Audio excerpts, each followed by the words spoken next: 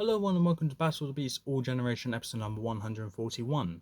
I'm Adam and today we've got two more beasts fighting out for a spot in round 5. I keep having this urge to say round 2, but it's round 5. We have 5 beasts already through to God, I can't talk. I'm almost about to say round 2 again. We have 5 beasts currently through to round 5. And so far the lineup for the final 10 is looking incredible, with honestly all of them earning their spot there, having at least 2 fantastic fights under their belt, with 5 more beasts yet to come, with also quite good matchups coming on. We've just done the least interesting ones, and now we're on to the good ones. Out of the remaining fights left, this one, in my opinion, is the least interesting, but I have a rough idea for how this can go. But you're going to need to bear with me here because it can get a bit messy, but I do have an idea of what to do here. So with that, let's get into this. Representing Series 7, The Lost World, one of 2 beasts left to compete in this round, we have book number 6, Carnivora, the Winged Scavenger, versus the relatively big group of specials. One of the more recent specials, one who's harnessed the power of corruption. We have Ospira, the Savage Sorceress. So with that, we do have a very interesting matchup here, to the point where I'm tempted to say I do not know who's going to win. We do have a former semi-finalist here in Carnivora, and we do have a round 1 kill in the specials generation with Ospira. But they both fought their way to get here. They both earned their right to be here. And I cannot say who I think will win, because I do not know. But let's get to the stats. Carnivora is like a hyena, but much larger, with jagged teeth and wicked yellow eyes that seem to ooze pus. Even on land she would be terrifying, but she can also fly. Carnivora's most lethal weapon is her fiery breath. Age 293, power 250, magic level 180, fright factor 86, size 262. Powers and abilities: heat breath, flight, enhanced durability, enhanced agility, natural weaponry, thick hide, cold resistance, and mixture with acid manipulation. Carnivora can mix her boiling breath with Crestal's acid to create an explosion. Weaknesses is a pierceable hide. Also, fun fact, Carnivora can melt frozen lakes, making even landscape deadly. Okay, not bad. That's not going to happen here, though, because I do have a very good idea for what battlefield I'll like on this one. And moving on to Ospira. One of Tom's most pitiable opponents, Ospira is actually the sister of Adaro, Avantia's greatest wizard, cursed to take the form of a dreadful beast. Age 28, power 271, magic level 196, fright factor 89, size 99. Powers and abilities: magic, being a freezing spell, a wind spell, shapeshifting, fire spell, and transmutation spell. Other abilities include enhanced strength, enhanced agility, enhanced strength, enhanced durability, enhanced reactions, smoke breath, voice manipulation, and speech. Hold on, just to smoke breath can breathe red smoke, which can render any it contains invisible. Okay. The freezing spell can freeze people in place. Wind spell can create a wind spell that disperses vision. Shapeshifting, obviously. Fire spell, transmutation can fire spell which can turn stone into molten rock. Okay. So with that, this battlefield is going to be on a rocky terrain. Yes, I know what you're thinking. I already had a plan for this battle. Why am I using the most generic battlefield? Bear with me here, okay? I know what I'm doing. I'm the beast guy. Like, I am the beast guy. We got Lucas being the story review guy. We got Jack Griffin doing both. We have Year Unknown. Unfortunately, his videos aren't up anymore, so I don't know what it does, but he did do the book reviews. Whilst Jack was the guy that did Beast stuff, he did also focus on the story. For me, I am the Beast guy. I do talk about the story every now and then, and yeah, that I mean, it's part of Beast Quest. I kind of have to. But for this, if anyone of us four need to know what Beast can do what more than anyone else in our group, it needs to be me. And whilst I wouldn't say I'm a competitive person, that's a lie. I am one of the most competitive people I know. um, when it comes to plans of battles mainly, I'm the guy that needs to come up. But when it comes to knowing what a beast ability is, I need to make sure I know because I want to give accurate beast reviews. I messed up a few times in the past. Yes, I know.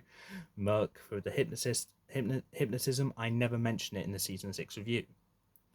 But I feel this kind of pressure being the original, sorry Jack, beast reviewer. I need to actually know the abilities and be able to talk about them and being able to use them into a battlefield, into a battle, is what I like doing. And yeah, it may seem random and it may seem boring just watching a guy just talk while you just have to imagine this whole thing. But honestly, you're listening to my imagination, and my imagination isn't that good. Honestly, the fact that some of these battles which I've done and actually been good, I am astounded by that. But that's a side tangent. What I'm trying to say is that I feel like I need to understand the abilities of these beasts better than Lucas and Jack. I do mean this in the nicest way. I don't mean any offense to you guys. I really don't. You guys are fantastic people. But Lucas, you do story reviews. Jack, I know you do beast reviews, but you in the collab we did, you did focus on the story and the beast, whereas I focus entirely on the beasts. Hence why I feel like I need to focus on the beast more.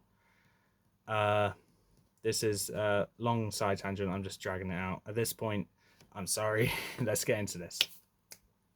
As the chamber doors open, Carnivora emerges from the sky exit and stares at the rocky field down below. And looking at the other side, she sees almost like a red light coming out, and then suddenly a beam shoots out, shooting the ground right below, right in the center of the arena, and cracks start forming everywhere as molten lava starts to erupt from it. Carnivora, caught off guard by this, kind of lunges down, but staying on her perch, staring very carefully at what's coming out. Ospira makes her way out with a witch-like cackle, almost in a way, and says, "Carnivora, I know you're my opponent. Look, I warmed up the place for you. Why didn't you come down and face me?" Carnivora shoots a heat breath directly towards Ospira as she takes off and swords down towards Ospira. Ospira lifts up her staff and goes to swing it at Carnivora. And Carnivora dodges the strike from the staff and gets to a safe distance as Ospira spins her staff in a circle, creating a fiery ring, and fires it directly towards Carnivora. Carnivora charges straight towards the ring and folds her wings inwards as she dives right through the ring of fire. Ospira, caught off guard by this, goes to defend herself with the staff that she has from a nasty bite that Carnivora can produce. Carnivora bites down onto the staff, and using her body, she swings her body down, pushing Ospira backwards back into her chamber, knocking the staff out of her hands. Carnivora, having the staff, takes flight to get to a safe spot, and swinging her head, throws the staff over the wall of the arena as Ospira makes her way out. She shouts at Carnivora saying, "You better give me my staff back. You know this is unfair. You are a dishonourable player. Carnivora retorts back, saying, "There's no rules in this tournament. You know there is. I've seen beasts kill people, kill other beasts cold-heartedly. I've seen beasts kill people in an attempt to kill a beast. I've only made you less of a threat." Suddenly, a voice inside of Ospira's head starts shouting at her, saying that, saying that, saying the following: "Oh, how useless can you be? You're losing your staff to nothing but a hyena, of course. I knew I shouldn't have trusted you to get me this far. You have proven nothing but absolute uselessness to me. You've only got past the other fights because of how much of pushovers they are. You even needed my help to defeat Tremor. Well, it's time for me to come out of hiding. You are done." As if by magic, Carnivora sees Ospira start writhing around uncontrollably as a ring on her finger starts to shake violently, come off her finger, and suddenly Gargantua appears, roaring at Ospira's face and lunges down and eats her up whole. Ospira is out. Gargantua then turns her metallic head straight towards Carnivora and says, "That's right. I am the one that's been controlling Ospira to get this far. I am the puppet master. Now, if you just listen to me, we can win this. You know this. I can give you extra strength, and you, with your agility, durability, and the incredible heat breath and flight, you know we can win this. We are a force to be reckoned with here." Carnivora contemplating for a moment, realizing her surroundings being a fiery battlefield, is thinking of the incredible strength that she can possess, but knowing in her heart that being possessed can only lead to torment and torture, like what led to Ospira's horrible fate, Carnivora couldn't accept, and therefore exhales a heat breath directly towards Gargantua's face. As Gargantua screeched in pain, she lifts her pitchfork-like tail and goes to stab it at Carnivora. Carnivora stops with a heat breath, dodges it, and bites down on the tail. Gargantua swings her tail around violently, trying to wave Carnivora off. Gargantua then tries to slam Carnivora into the ground, but Carnivora is able to get off the tail as Gargantua slams her tail into a fiery crack in the ground. Gargantua screeches in pain from that and lifts up her tail to see it's completely burnt and the pitchfork part is gone completely. Gargantua hisses in anger and charges and moves her tail to wrap itself around Carnivora. Carnivora is too fast though and gets out of reach and shoots a heat breath directly towards Gargantua. Gargantua tries to slither away, sliding over all the fiery crevices as it's burning her belly. But Carnivora directs the heat breath, staying straight on Gargantua's head. Gargantua, screeching in pain, trying to get out of this, burrows herself underground, only to be greeted by tons of lava coming from every direction. Gargantua quickly rises back up, realizing that the lava is suddenly covering most of the field, and Carnivora's cornered Gargantua. Gargantua looks at Carnivora and says, "Look, you know that you need my strength to win. You don't want to lose this tournament, do you? You're a semi-finalist in the Old Generation tournament. I know what you can do. You know what you can do. You've lost unjustly in the previous tournament, and it took the strength of a winner to defeat you. So why don't you team up with me? And then you don't need to lose to a winner, because you will be the winner." Gargantua responds back saying, "If I'm to win fair and square. And if I'm to lose, I know my team will do their best to win for me and the rest of my team." She shoots a heat breath directly towards Gargantua, relentlessly piling it on Gargantua. As Gargantua is screeching, she feels her face start to melt and melt. Gargantua, not wanting to be in the pain, dives herself underground into the lava, and knowing if she comes up, she'll be attacked by more of the heat breath that Carnivora is just staying at a safe distance away. Gargantua just accepts her fate as the lava starts to melt her metallic body, and she starts to shrivel up into the lava, almost like she's dying. Well, she does. The last words Carnivora hears from Gargantua saying, "You are not gonna win, and I know that's deep down inside of you. You may have made it to the final 10, but I guarantee you're not making it to the final 5."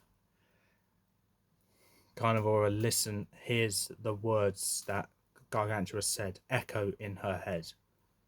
But Carnivora, knowing that the battle is over and the job is done, she makes her way back to her chamber, satisfied, with honestly disturbed with what's happened, but knowing that she is safe for now. So with that, Carnivora's won, Ospira has lost, and Gargantua has lost. Yeah, bet you didn't think this arc could come to an end, did ya? So, okay, if you think Ospira or God forbid Gargantua should have won, please don't comment below what you think about how my word is final and Carnivora is moving on to the next round. Right, I need to explain something going on with this fight, really. Right, if you haven't watched the entire tournament, then you're probably unaware of Ospira's round 1 fight, which was against Gargantua. In that fight, Ospira cornered Gargantua with her fire spells, quite easily, might I add, almost like Gargantua wanted this to happen. And Gargantua tried to persuade Ospira to keep her alive so she can give her additional strength. That's how Ospira was able to beat her round 2 opponent, being Rashuk and Tremor. Mainly Tremor. Rashuk is still easy, might I add. But obviously when Ospira lost her staff quite easily and quite quickly from Carnivora, Gargantua has had enough and decides that Ospira is not worth her time anymore. So she comes out of the ring and finishes off Ospira. Ospira's done, don't get me wrong. Ospira probably would have died to Tremor if she didn't have the Ospira ring. Gargantua ring. So then it came down to the Gargantua vs Carnivora fight. What done Carnivora in... No, sorry, I can't talk today. What done Gargantua in was actually the battlefield. And the reason why for that is one of Ospira's abilities is where she can turn rock into molten lava. And I don't know if you read Gargantua, but Gargantua died in fire. So I don't even need to Google it. I don't even need to go on Beast Quest Wiki to know that Gargantua's weakness is fire.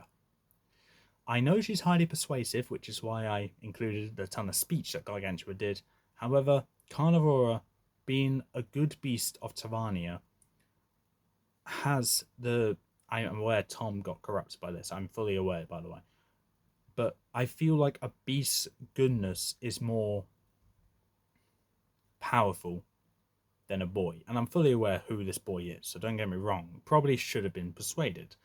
But I feel Carnivora wouldn't want to take this power because I see Carnivora as not only a beast that's good of hearts that won't give in to corruption.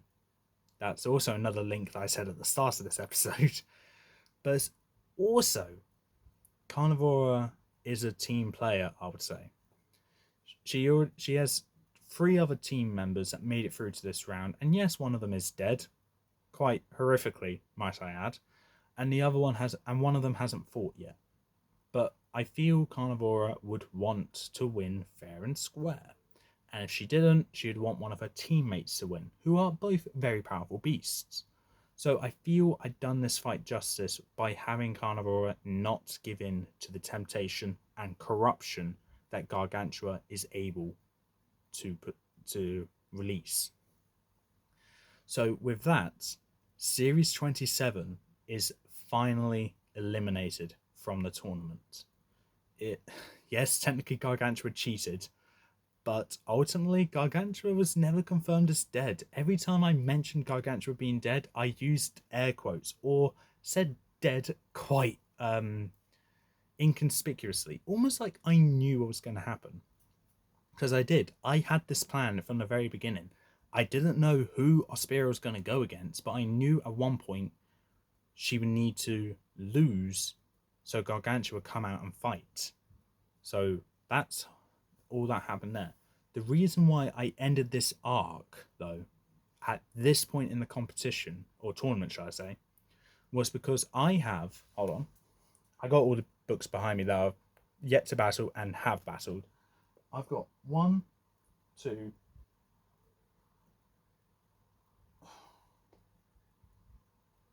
probably two, three.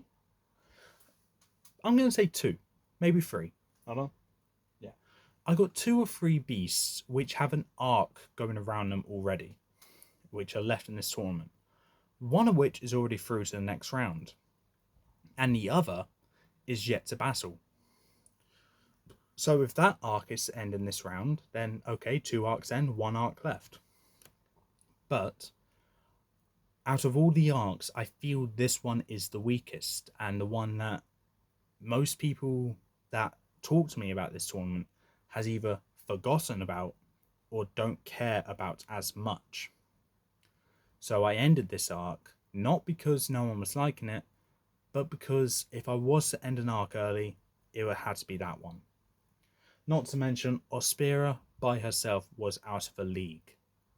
She would have lost to Tremor, and she lost quite quickly to Carnivora. But I can go into detail about this for so long, but I don't want this video to be too long. So that's all for this time. If you like what you saw, leave a like, leave a comment, don't forget to subscribe. If you're happy with how this arc ended with Carnivora being the winner, let me know down in the comments below. But with that, that's all for this time. Till then, peace out.